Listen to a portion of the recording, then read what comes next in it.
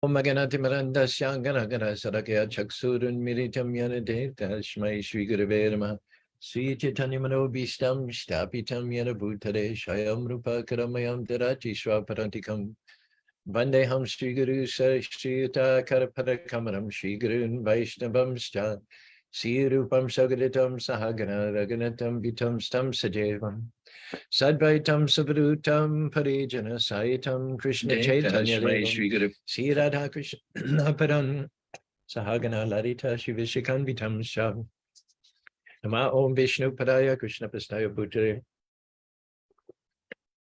Srimati Bhaktivedanta Swami Tanamani Namaste Saraswati Devi Gaudavani Pacharine Nirvishesa Sundivadi Praskita Desadani Sri Krishna Chaitanya Prabhu Nityananda Shri Advaita Gadadhar Shiva Siddhi Go Bhaktivinoda Patra Patra Vichari Nahi Naishtanashnan Ye Tanakare Tanakara Premadan Guru Brahma Guru Vishnu Guru Deva Maheshwara Guru Shaksha Parabrahma Tashmai Shri Guru Namaha Jogame Pati Mayandashash Karapate Shaki Bhavi Sanananu Shantu Shantu Varambanam Mukam Gavit Bakariyan Sabarashanan Pangagan Langa Dede Kakare Gare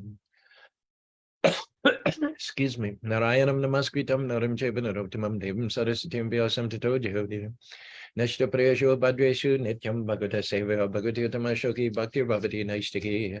Nigamaka parugaritam padam shukamakaram ita dravi samyatam pibata bhagavatam rashamam mahara horashikubuvi bhakaham.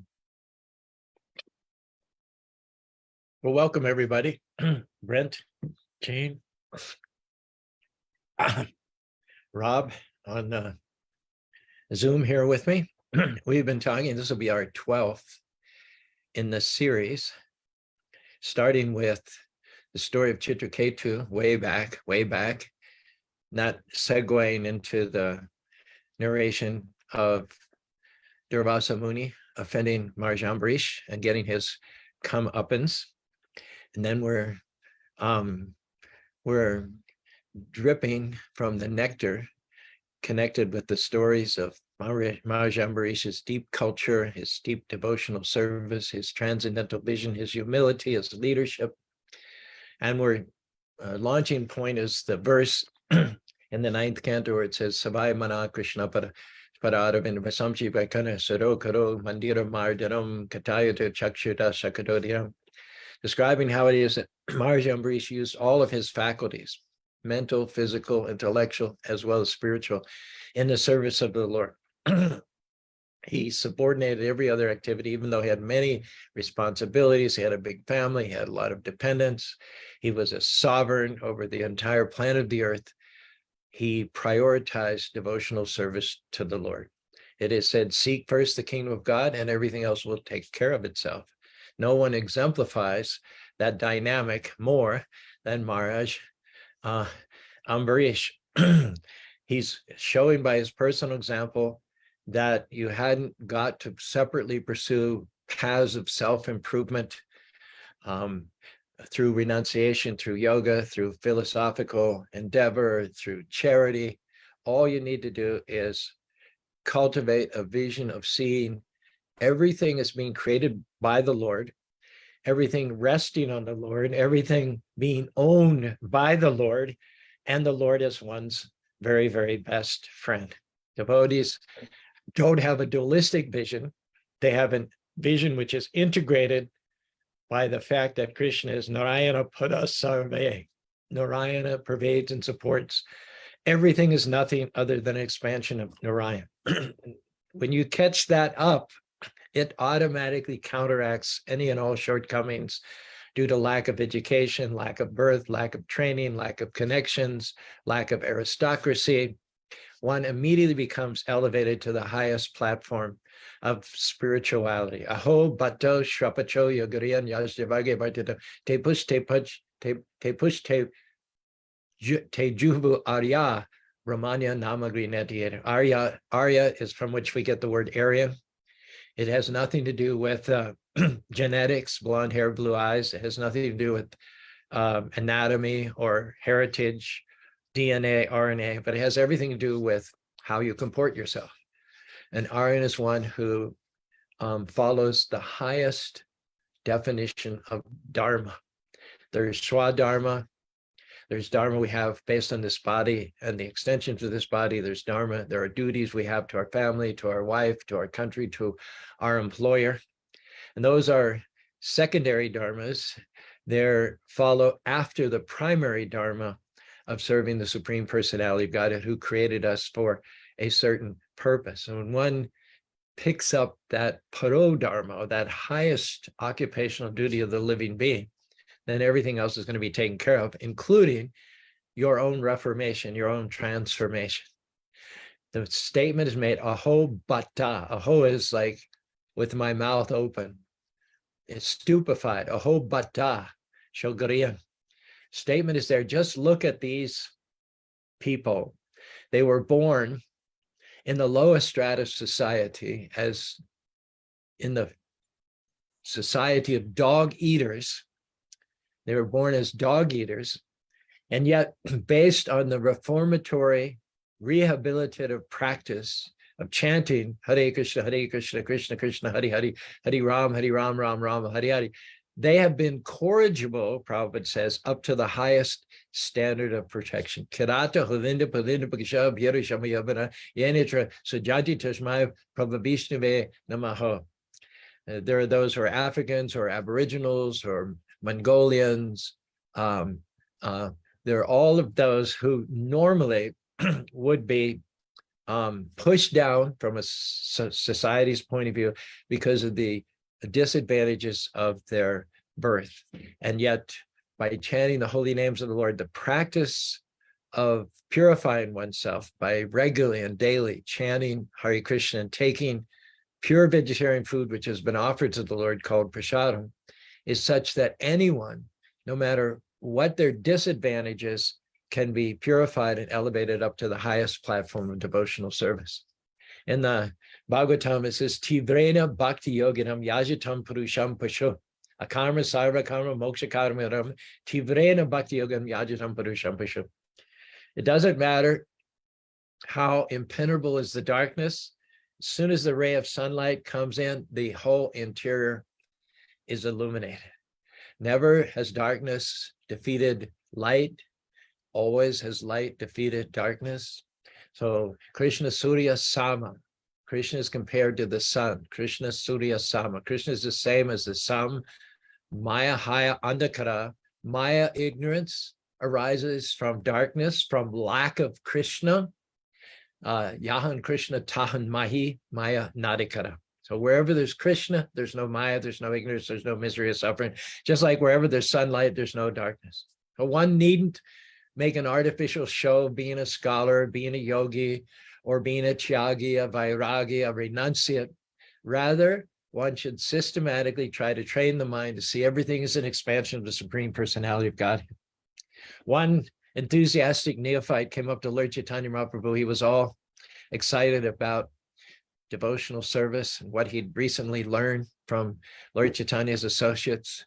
He was enthusiastic to leave his job, leave his wife, and go preaching, join the missionary field, and go to some distant place and spread the gospel of Krishna consciousness. Lord Chaitanya Mahaprabhu said, there's no need for that. There's no need for that. We're talking about a change of consciousness, not a change of location, not a change of residence, not going from one place to another. That is artificial. That can be show bottleism. All you need to do is stay where you are and start influencing those who are near and dear to you towards the path of devotional service. God has sent certain people into our lives for a reason, our children, our wife, our co-workers, our co-students. And when you start to get lit up by Krishna consciousness, you should channel that energy, channel that excitement towards those whom Krishna has sent into your life. That's the natural process. When Lord Chaitanya met with Ramananda Roy on the banks of the Godavari River, Lord Chaitanya asked Ramananda Roy, what is the best thing?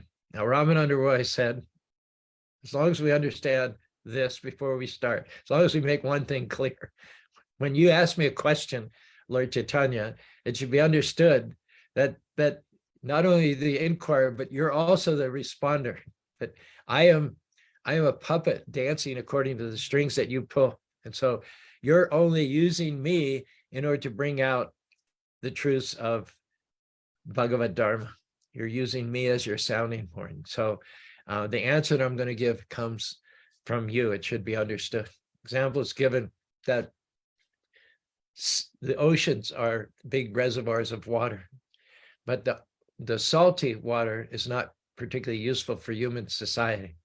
Therefore, the sun pounds, warms the surface of the water, and due to that increase in temperature, some of the water evaporates and it ascends as a mist. It gets lighter and it ascends, aggregates as clouds. The clouds waft over the land where there's cooler air. The cooler air causes, once again, the finer droplets of water to get a little more dense again, to get back more to their original liquid state. Then they become heavy. They're no longer light. They become heavy. The molecules combine together and create a heaviness, and then rainfall comes. Rainfall hits the tops of mountains. It enters into rivers. It starts with little creeks and little streams. They enter into rivers, and the rivers enter back into the ocean. And so similarly, Ramananda Roy says, I'm just giving back to you what you already know, what you've already established as the truth. In any case, his answer was, his initial, Gyani Pariyashamadavanshi Mata Jivanti Samakaram Sane Sita Shutigaram Yopiash Tash Tash Trilukyam. What Ramananda Roy said to Lord Chaitanya Mahaprabhu was the best thing in life. Gyani Pariyashamadavanshi. Forget what you think you know. Forget your yoga, forget your philosophy, forget your austerity. It doesn't necessarily mean abandon it, but don't define yourself in terms of philosophical acumen. Don't define yourself by the letters after your name, PhD, MA, MBA. Don't define yourself by what level of yoga you're at.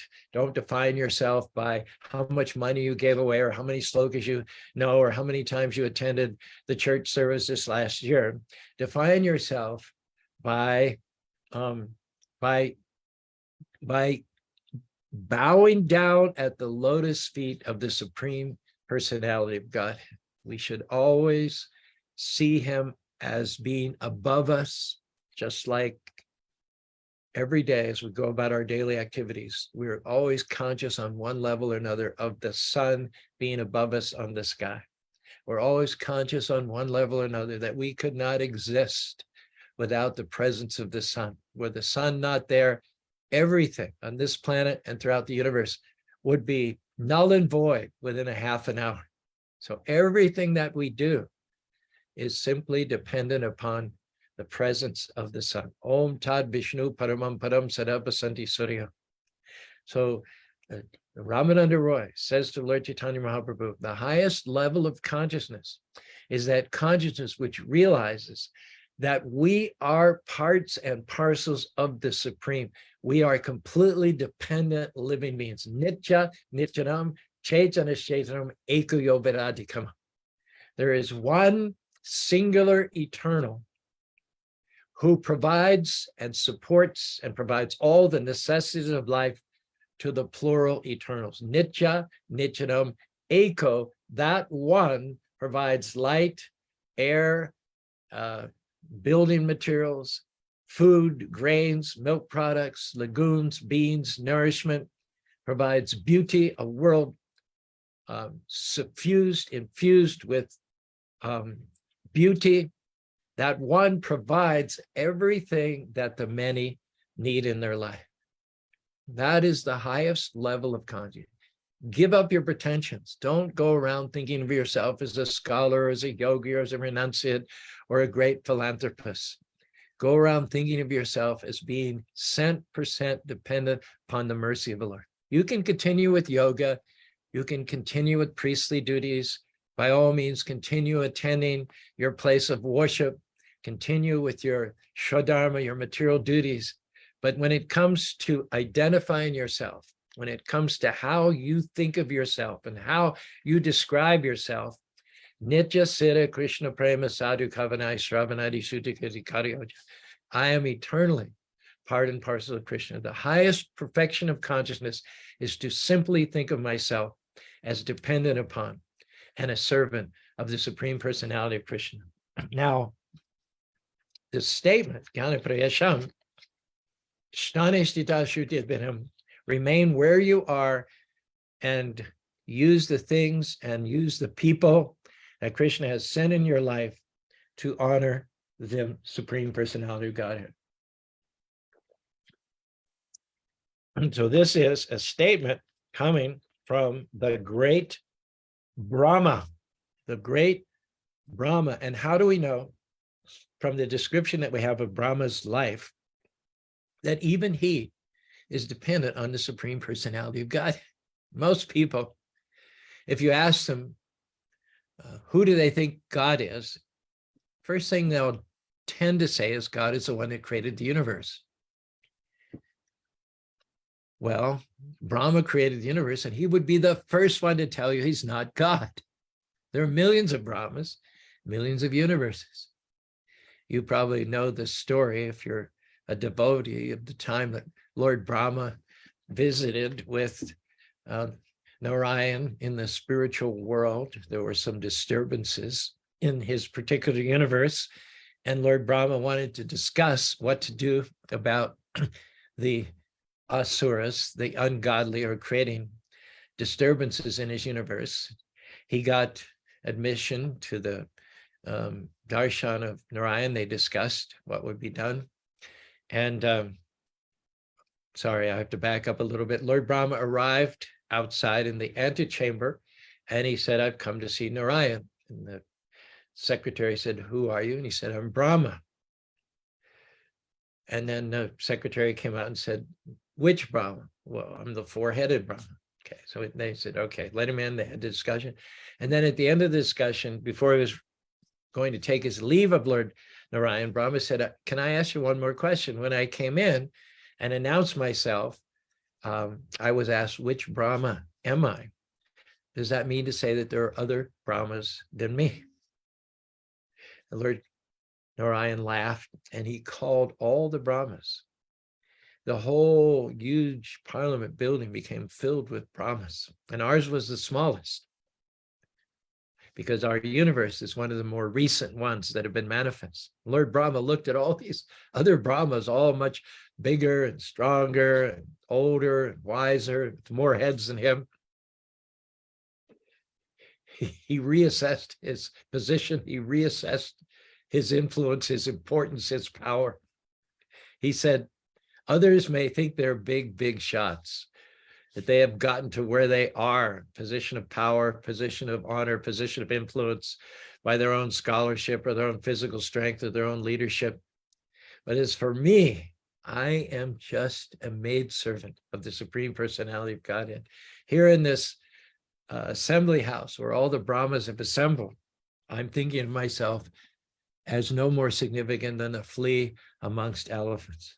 That the creator of our universe can speak of himself in that way. Shouldn't we also take a straw in our teeth, think of ourselves as lower than the straw in the street, become more tolerant than the tree, and especially void ourselves of all sense of false prestige? Here is Lord Brahma, the most accomplished, the most intelligent, the greatest yogi. He's created an entire universe by his mystic transcendental powers. And yet he's saying, I could have done none of that unless the Supreme Lord had empowered me. And we learn that Brahma is a spirit soul, just like you and me. Brahma is not a Vishnu Tattva. He's not a plenary portion. He's not a full expansion of the Lord. He's a ordinary soul, if you can say ordinary, just like you or me, in length and breadth, 10,000, 1/10,000th the size of a tip of a hair. And yet, due to his background of pious activity in previous lives, in the current lifetime, he is promoted to the position of Brahma so that he could have created this particular universe. Now, his history is that he appeared as Atma Bhu, not having had to take birth and be packed up in the womb of a mother for 9 months. His previous pious activities exempted him from such discomfort and misery. He appeared rather on the lotus flower, and he did not know the mystery behind his appearance. As he appeared, he saw all around him only space, which was dark. He didn't know who he was particularly. He didn't know where he was, and he didn't know why he was there. He thought he would engage. His first impulse was to engage in empirical research. He thought he would check things out and see if he could, on his own, with his senses and by his own investigations, come up with the answers that he needed. This is the description in the 7th canto, 9th chapter of Srimad Bhagavatam. Tat sambhavir kavir ato niyadapashram tom bijam atmine ma shabahir vichintam navindad abda satam jatayankare katam ankara katam upalabita bidam. The lotus flower had been generated. Lord Brahma had mystically appeared on the top of the lotus. He could see nothing but darkness in all directions. The only form that he could discern was his own form and the lotus on which he was sitting. And thinking that his creator was some or other out there or down there or over there, he began to search. He searched outwardly. He dove into the water. He swam to the north and the east and the west. He didn't find the Lord externally. He thought he might be in the lotus flower. So he dove like a swan dives into the core of the lotus flower. He dove, he crawled down the stem of the lotus flower. He could not find the Lord. And the reason is described in this verse. Once the seed has fructified, then the original seed cannot be seen.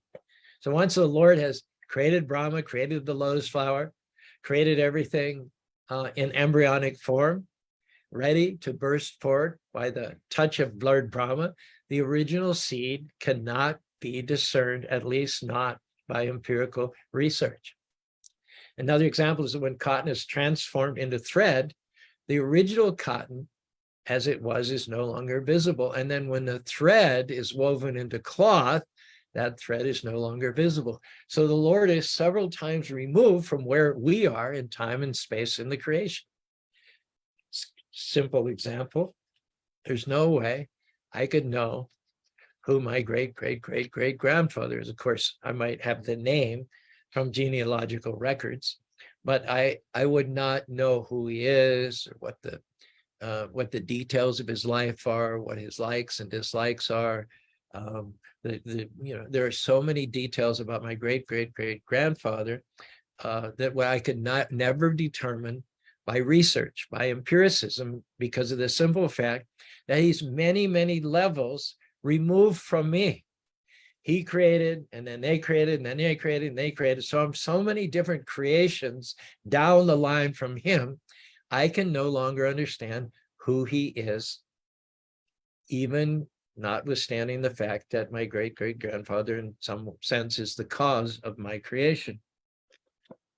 So similarly, Krishna is there as the original primeval Lord, and then he expands himself into the Pradyumna, Shankarsana, Aniruddha, and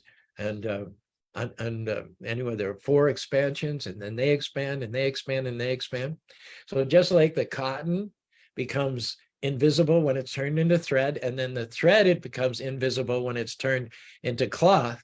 So similarly, the Lord is many, many times antecedent to us, and therefore we cannot know him through empiricism. It is said that only by the unalloyed service of the soul does Krishna reveal himself to the devotees. He's not conquered by a frontal assault. He's not available, no matter how much you know, no matter how adept you are at yoga, no matter how renounced you are, no matter how much of an ascetic you are, no matter how highly placed you are, even up to the level of Lord Brahma, he reserves the right to reveal himself to whomsoever he desires. And that's why, after Lord Brahma's research proved fruitless, then Lord Brahma performed tapasya. He chanted Hare Krishna, Krishna Krishna, Hare Hare, Hare Ram, Ram Rama, Hare Hare. And at the end of 1,000 years of chanting and restraining his senses and looking within, then it is Tene Brahma Harida Ya Adi Kavaya Mayanti Sureha. He revealed himself from within the heart of Lord Brahma. As long as Lord Brahma was looking externally, up, down, sideways, the Lord was invisible to him. All the time, the Lord was residing within the heart of Lord Brahma. What is that verse? Yata jara shabha kampana shara dushara shara sanapidu risharam yam nabda chapana. What is that verse? It is said that the musk deer, when spring comes, the musk deer, when the spring season comes, there begins to be this intoxicating aroma of musk that his sensitive nostrils detect. And as soon as he detects this aroma of musk, it's so fragrant that he wants to get to the source of it. He becomes, in a sense, maddened.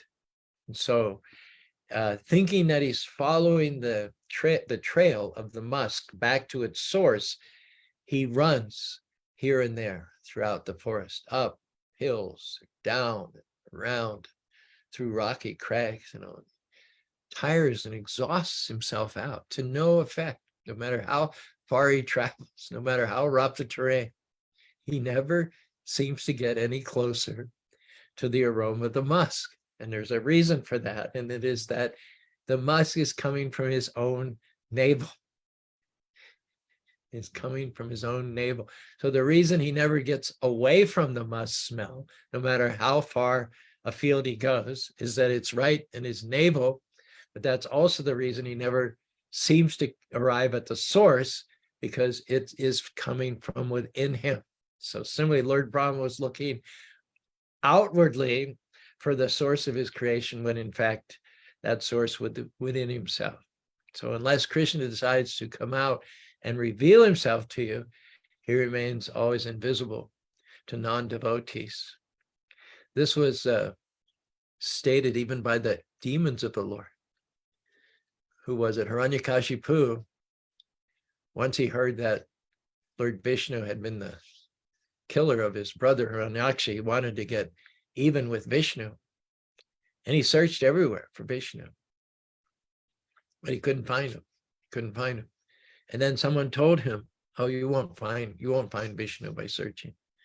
He's in the hearts. Then Hiranyakashipu, as soon as he heard this, he said, oh, so he's afraid of me. He's a coward. He knows I'm looking for him. He's afraid of me. So he's hidden himself away in the hearts of all living beings. And then he said, in whose hearts is he to be particularly found? Then the answer was, Vipra Govripa Chahavishcha Govipra Chaha Tapasatam Samodamo Tapasatam Daya Shraddha Daya Chik Shedam Kradavashapi Haratanam. His demoniac advisors told him that especially Krishna is hiding from you.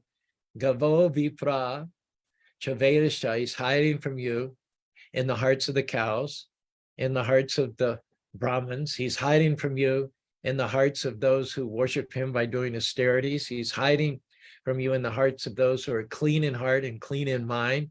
He's hiding from you in the hearts of those whose senses and minds are under control. He's hiding from you in the hearts of those who have faith, of those who are prone towards forgiveness and love and sensitivity, and those who are determined in their spiritual practices. Kratava yata hari tanum.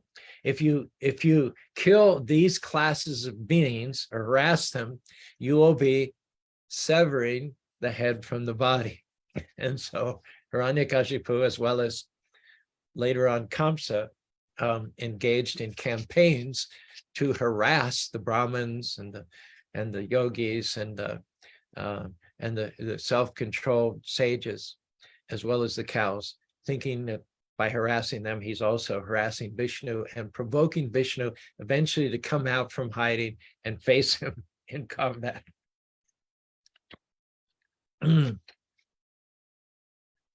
So Brahma is the greatest personality in the universe, and yet he is a living being just like you and me. Nitya Nityanam Chaitanya, that one singular eternal, who is Krishna or Vishnu. It's not Brahma. That one singular Krishna from whom the Vishnu expansions come. And from those Vishnu expansions comes Brahma. Brahma is born from the lotus flower that sprouts from the navel of Garbhodakshai Vishnu. Brahma himself is several stages removed from Krishna. He is not a plenary, a full expansion of Krishna. He is an ordinary living being like you and I, who has been promoted, who occupies the position of Brahma for the duration of this universe. Now, just see how a living being, on one sense, the same level of us, has been empowered. Brahma lives for 311 trillion years.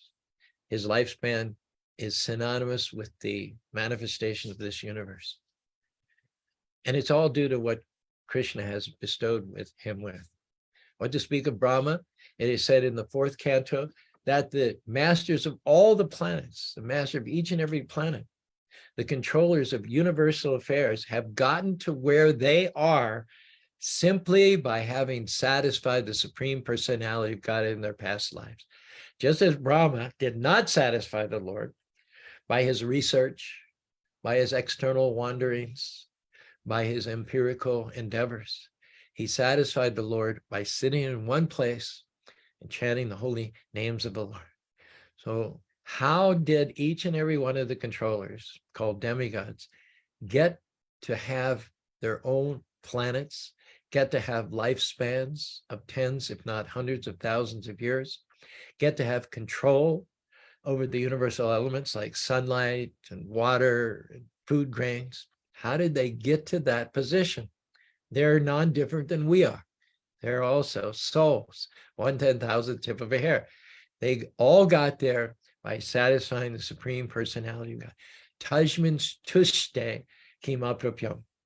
Tajman refers to any powerful person, the creator of the universe, demigods, any powerful person with lots of wealth or beauty or fame, got to where they are only for one reason, not due to their own endeavors, but on some level, consciously or unconsciously. In the case of the big, powerful living entities, the demigod, it was consciously. They consciously sought tushte, the satisfaction of the Supreme Lord. And when you satisfy the Lord, kim aprapyam, things which are normally beyond your reach, above your pay grade, they come into your realm of influence. You go to places you couldn't go on your own. You get influence, you get power, you get leverage that you would have never gotten by your own efforts. So much so to the point that the demigods are Jagatim Ishvara. They are lords in this universe. So far, this universe is concerned, which, don't forget, is the smallest and most recent of many, many millions of uncounted universes. But at least as far as this universe on our block, maybe not citywide or countrywide or countywide or statewide, but at least on our block, these are the movers and shakers. Loka Sapadi Hitashmai. The planetary controllers, the great demigods, are where they are because of having satisfied the Lord's Haratim Badamishna. And so there are no limits. There's nothing you can achieve if you set as your goal, your priority, satisfying the Supreme Personality of Godhead. Otherwise, you can work, you can foam at the mouth, you can do everything you can think to do and still not achieve the fulfillment of your dream. You have to, first of all, make your dream God-centered. Get your dream synchronized with what God wants in the world. And then when you have God's wind behind your sails, anything you see, God can give you for the purpose of honoring him and uplifting your fellow living beings. Anything that there is within the universe. Remember the controllers of the planets, on which there's vast unlimited resources, they want to satisfy the Supreme Personality of Godhead. So if Krishna orders them, give this devotee what he needs to build temples, to spread the teachings of Krishna consciousness, then they will jump to the performance of that task. Heard a story about Billy Graham. One time Billy Graham was doing revival meetings all across the country. He was in much demand. His name was getting known far and wide, and it was all he could do to keep traveling from one city to another and preaching in these big revival tents. And then two businessmen came to him one day and they said, there's a radio show, an hour nationwide radio show, which was very popular. And now the preacher, he's retiring, and that show, that time slot has become available on NBC radio. And we think it would be good for you to take it. Billy Graham just laughed. He said, I'm so busy, I can't even breathe. I don't think it's going to be possible for me to do that. And they pressed him. They said, we really think this. He said, how much would I need in order to secure the time? They said, they want $20,000 as an advance against the time. And he laughed. He said, oh, that's not possible. And then he just jokingly, he said to them, I'm going to this meeting in Chicago. There's going to be like 5,000 people there. So I'll make an appeal for funds. And if I raise $20,000, then I'll do it. And of course, it was just a joke. He'd never raised anything close to $20,000 before. And he just did it to kind of put them off because he had to go out on stage. And so he almost forgot to make the announcement. But after he'd given his talk and during the altar call, he mentioned, oh, by the way, two businessmen approached me earlier. There's a nationwide radio slot available, 1 hour. And, they encouraged me to take it. And then he's kind of sharing a joke with them. He said, but it's going to cost $20,000. And so I tongue in cheek told them, if we raise $20,000 from this crowd tonight, then I'll take the time. And he didn't even think anything of it. He finished up. They did the altar call. He was making plans to catch a train to the next town. And then the people who counted the donations, who counted the collection, came to him with astonished looks on their faces. And they said, from those people out there tonight, you got $19,000. He'd never gotten anything near that before. He didn't even know that they were capable of doing that. And then he thought, maybe the devil's playing a trick on me. He gave me 19,000, just short of 20, to see if he could trick me. Maybe this is some kind of a test. It's not 20, it's only 19. Should I do it or shouldn't I do it? And then those two businessmen, I forget their names, they stepped forward and they each gave a check of $500. So he was stunned. That show ran for 80 years. I think it was called The Hour of Power. Just see how it is that Krishna can astonish you.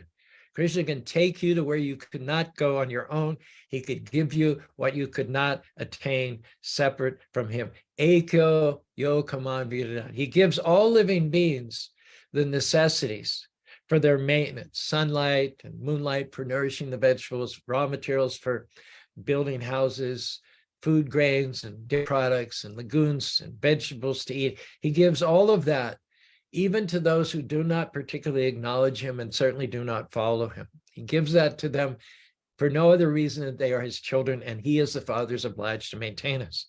But he can also give open-handedly, above and beyond that, special, unprecedented, awesome gifts to those who prioritize his service.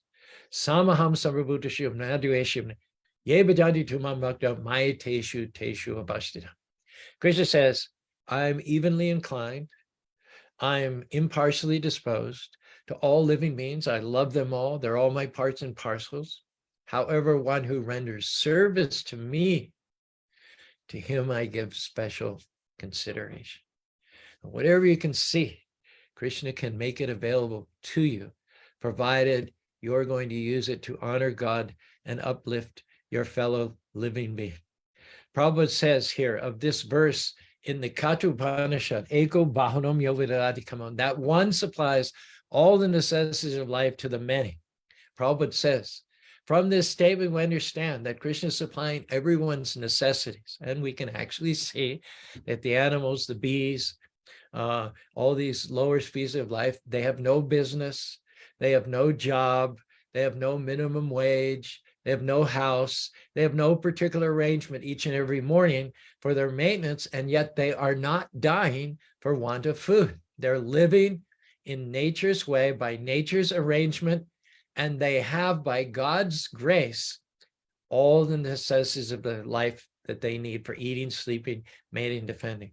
Now, human society, on the other hand, has made an artificial type of civilization, which makes us forget that in all circumstances, we're totally dependent upon the supreme personality of Godhead. This modern society, it enables, it facilitates. We're so advanced, we move forward at such a velocity, but how do we describe our so-called advancement? We are advancing in terms of forgetfulness. We are forgetting the Lord in leaps and bounds. We are overlooking with great velocity. We're tripping over our own feet. We can't wait to get to the exit door of the house of God's grace, of God's mercy. And the result, because we've jumped over like a monkey doing leapfrog, we've jumped over God in the interest of exploiting and misappropriating his property and his energies. We are perennially unhappy, and we are perennially needy. Read the Srimad Bhagavatam. Account after account after account, narrative after narrative of narrative of great devotees like Ambarish Maharaj, who had everything. He had sovereignty over the entire planet, and yet he could think of nothing better to do with his time than sitting down chanting Hare Krishna, Krishna Krishna, Hare Hare, Hare Rama, Rama Rama, Hare Hare, taking prasadam and maintaining the temple with his own personal hands and with his own personal feet.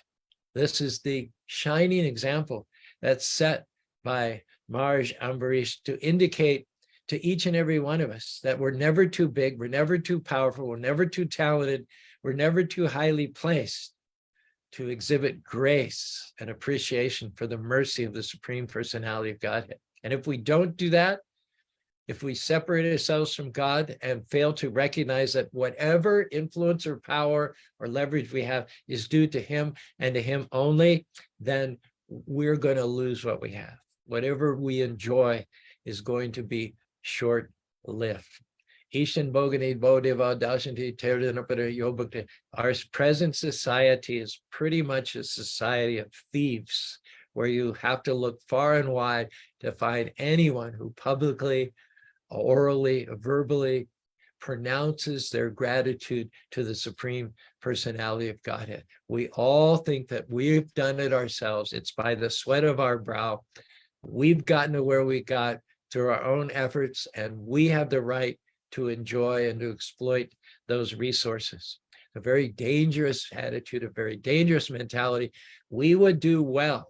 We would do immensely better if we take a leaf from the book of Lord Brahma, the creator of the universe, followed in his footsteps. We are jivas. We are not great. We are small. We are dependent. So let us forget all of our pretensions and simply learn, train ourselves to think of everything as coming from, as dependent upon, as belonging to, and is in fact nothing more or less than an expansion of the energies of the Supreme Personality of Godhead, Sri Krishna. He is the proprietor, he is the creator, he is the owner, and he is also our very, very best friend. So we'll end on that note. Good news for the day. This has been Wisdom Wednesday. Joining us have been Sundari Priya, by Bobby, with a single word comment. She's got two emojis of deer, in between which is the word musk. It's the example we gave. Divya Joshi, Manasaganga. Troy, are you checking in all the way from the other side of the world? When do you come back to Utah, if ever? I don't know if Troy's ever going to come back. He's in exotic Malaysia. Brent and Jean. Rob, do you want to preach to us for a minute or two here? Hare Krishna, Prabhuji. Haribo. So I don't know that I'll be doing any preaching, but I will be relaying the things that you told us through my own interpretation, I suppose.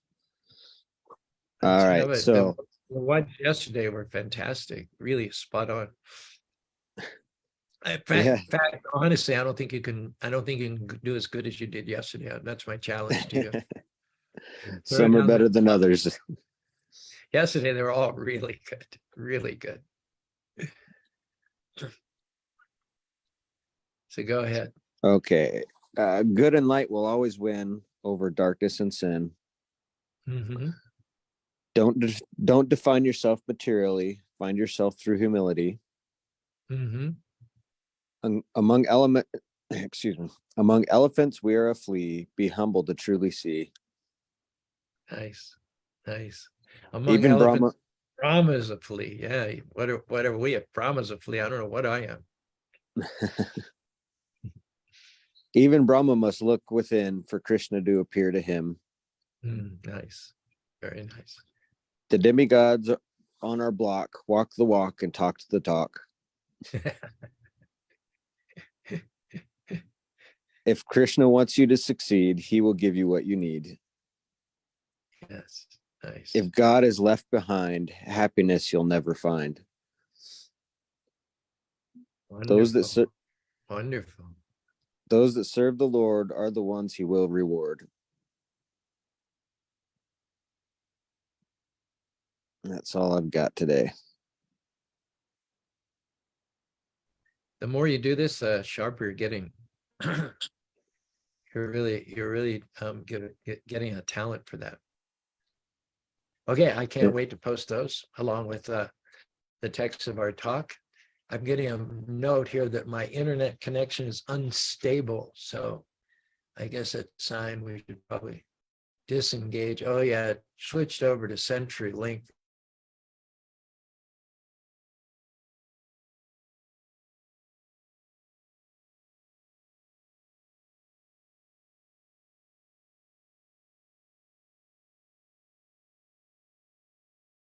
As well as next Monday. Thank you for joining. Hare Krishna, Krishna Krishna, Hare Hare, Hare Ram, Rama Rama, Hare Hare.